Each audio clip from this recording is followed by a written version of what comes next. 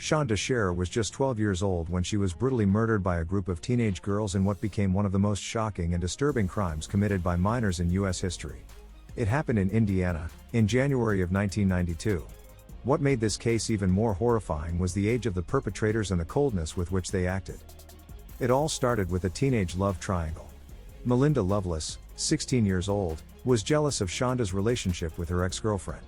Shanda was a cheerful and outgoing girl who had recently changed schools and started making new friends. Melinda, however, saw Shanda as a threat and became obsessed. That obsession turned into a dark and dangerous plan for revenge. On the night of January 10th, 4 teenage girls, Melinda Loveless, Lori Tackett, Hope Rippey, and Toni Lawrence, decided to teach Shanda a lesson.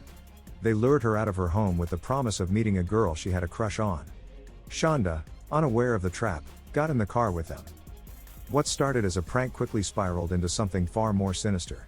Over the next few hours, Shanda was terrorized and tortured. They beat her, tied her up, strangled her until she passed out, stabbed her, and burned her with cigarettes. They drove around for hours, keeping her in the trunk of the car, trying to decide what to do next. Eventually, they drove to a remote wooded area.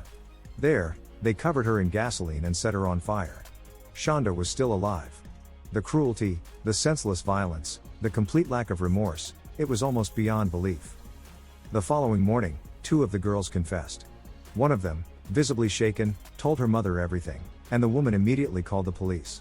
Authorities soon discovered Shanda's burned body in a field outside of Madison, Indiana. The case sent shockwaves through the country. How could 4 teenage girls commit such a savage crime? During the trial, it was revealed that some of them came from abusive or troubled homes, but nothing could justify the level of brutality involved. All 4 girls were sentenced to lengthy prison terms. Melinda Loveless, seen as the ringleader, received 60 years. The others were sentenced to between 20 and 60 years depending on their level of involvement. Over the years, some have been released on parole, sparking outrage among those who still mourn Shanda. Shanda's mother, Jackie Vaught, chose a path no one expected: forgiveness. She eventually met with Melinda face to face. For Jackie, forgiving was not about forgetting, but about freeing herself from the constant pain. Her strength left many speechless. Shanda's story is not just a tale of horror.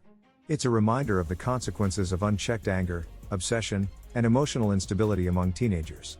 And despite the years that have passed, her memory lives on as a call to better understand and support young people before tragedy strikes.